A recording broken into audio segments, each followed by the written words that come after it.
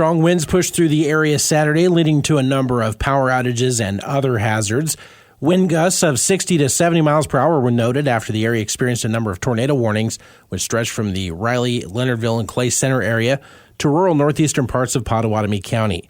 The National Weather Service says the wind gusts were the result of a wake low, or an area of low pressure that trails the high following a squall line.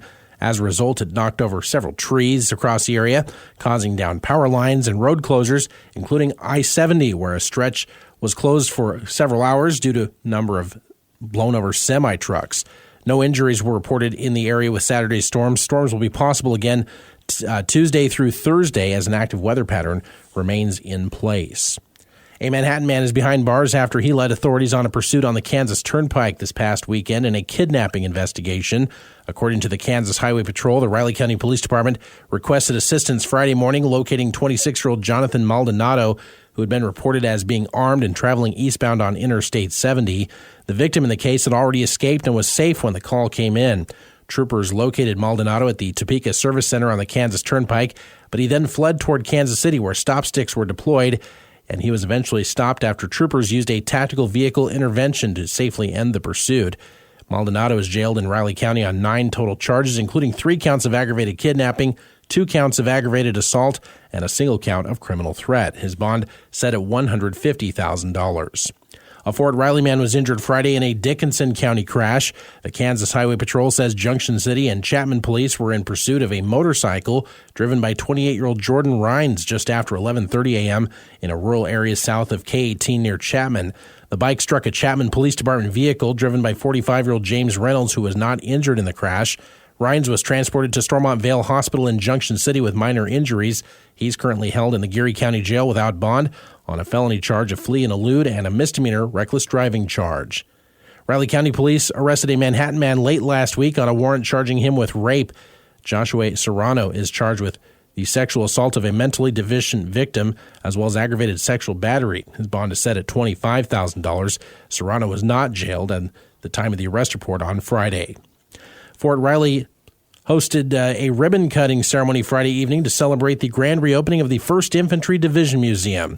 The Big Red 1 is the oldest continuously serving division in the Army, and the museum has reopened after a 6-year closure for renovations delayed somewhat by the COVID-19 pandemic, as well as supply chain shortages.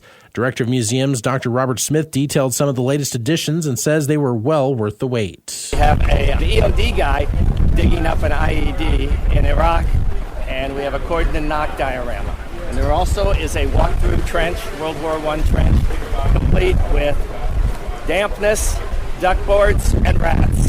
The 1st Infantry Division formed in 1917 and fought in the trenches of World War I, the jungles of Southeast Asia, and the deserts of Southwest Asia as well. Colonel Brian Hunt is the director of Army Museums and says the reopening will have a positive impact on the community. We hope that the 1st Infantry Division Museum and the U.S. Cav Museum here at Fort Riley support all of you, soldiers, family members, the local community, and veterans. That the museum supports the learning about those who have forged the path of freedom as soldiers of the Big Red 1. Photos from Friday's event can be found at newsradiokman.com. Several veterans returned home Friday to a larger-than-life welcome home after the return of the Wamego High School Honor Flight. That flight is sponsored by the Wamego High School chapter of National Honor Society, with a mission to take veterans to Washington, D.C. to see the memorials erected in their honor. Just as important, though, is connecting generations and the welcome home ceremony. Sponsor Sean Horning explains. For a lot of our veterans, the homecoming is the thanks that they may not have received when they came home the first time, and that's one of the most special parts of our entire trip. Veteran Bob Willett of Wamego says the welcome home was the most important part he'll remember. It was a healing process for me because we didn't have this when I was in the military. There was so much support from the Kansas Highway Patrol, the American Legion Riders, the Sheriff's Department, the police, and especially the community here. It's not something, it's something that it's a healing, and I hope everybody got to experience as much as I did. A Manhattan area lawmaker is looking to switch from the House to Senate in the upcoming election. Republican State Representative Kenny Titus, representing the 51st District, announced Friday his bid for the 18th District Senate seat, which is currently held by Republican Kristen O'Shea of Topeka. She announced on Friday on the Senate floor that she'll not seek re-election this fall. Titus says if he's lucky to be elected, he'd like to serve on the Judiciary Committee as well as the Agriculture Committee, something he has not been able to do yet in his early legislative career. So in the House, the Ag Committee and the Judiciary Committee meet at the same time. And I was chief counsel at the Department of Agriculture here in Manhattan for 6 years before I ran.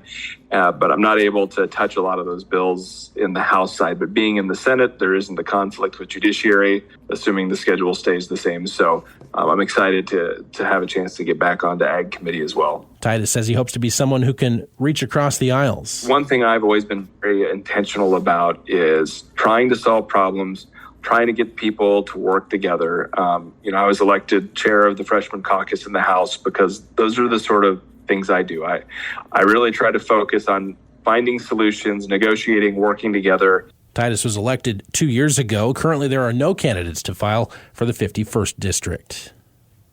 Good morning, I'm Troy Coverdale with your sports headlines. A busy weekend for K-State's football and basketball rosters.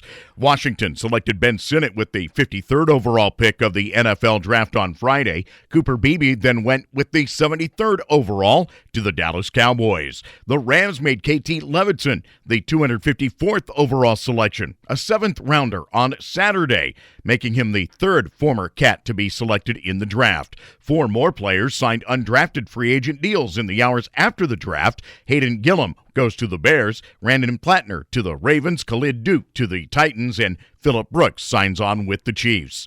As for the roster for next season, K-State landed an old friend from the transfer portal. Derby High standout Dylan Edwards announced Sunday he'd committed to the program, transferring from Colorado.